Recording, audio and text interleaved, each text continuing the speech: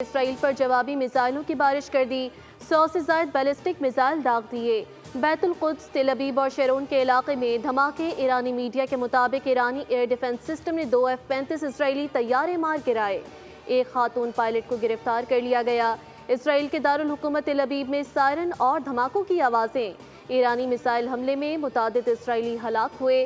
اسرائیلی وزارت دفاع کے ہیڈ کوارٹر کے قریب آگ اور دھواں، 5 مقامات پر ہنگامی صورتحال۔ سائرن بجتے ہی اسرائیلی شہری زیر زمین بنے بنکرز کی جانب دوڑ پڑے، شہریوں کی چیخ و پکار۔ ایرانی میڈیا نے دعویٰ کیا ہے کہ اسرائیل کو بھرپور جواب دیا جا رہا ہے۔ ایران نے اسرائیل کے خلاف جوابی کارروائی کو وعدہ صادق 3 کا نام دیا۔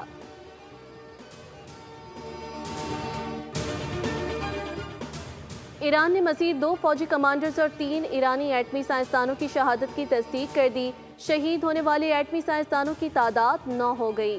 شہید فوجی کمانڈرز میں ملٹری آپریشنز کے ڈپٹی جنرل مہدی ربانی اور جنرل اسٹاف کے head of intelligence general Ghulam رضا مہرابی شامل۔ ایران نے وسطی شہر یزد میں تصاویر لینے اور اسرائیل کے ساتھ تعاون کے الزام میں 5 افراد کو گرفتار کر لیا۔ ایران نے امریکہ، برطانیہ اور فرانس کو خبردار کیا کہ اگر انہوں نے اسرائیل پر ایرانی حملے روکنے میں مدد کی تو خطے میں ان کے فوجی اڈے اور بحری جہازوں کو نشانہ بنایا جائے گا۔ سینئر فوجی حکام کا کہنا ہے کہ آنے والے دنوں میں تنازع امریکی فوجی اڈوں تک پھیل جائے گا۔ ایرانی سرکاری ٹی وی کے مطابق تہران میں رہائشی کمپلیکس پر حملے میں تقریباً 60 افراد شہید ہوئے، جن میں 20 بچے بھی شامل۔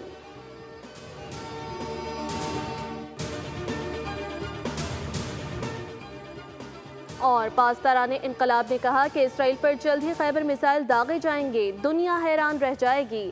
ایرانی فوج اسرائیل میں ان اہداف کو نشانہ بنا رہی ہے جہاں سے ایران پر جارحیت کی جا رہی ہے۔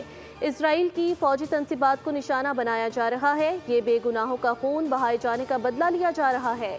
ایرانی جنرل احمد وحیدی نے کہا کہ ایرانی میزائل نے جنوبی تل ابیب میں نیوکلیئر ریسرچ سینٹر کو نشانہ بنایا۔ آپریشن وعدہ صادق 3 میں اسرائیل کے کم از کم 150 اسرائیلی اہداف کو نشانہ بنایا گیا۔ ایران کے حملوں سے اسرائیل کو کاری ضرب لگی۔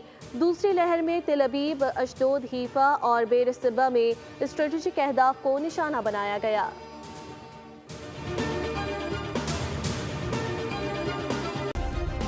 سبسکرائب کریں اور بیل دبائیں تاکہ کوئی خبر رہ نہ جائے۔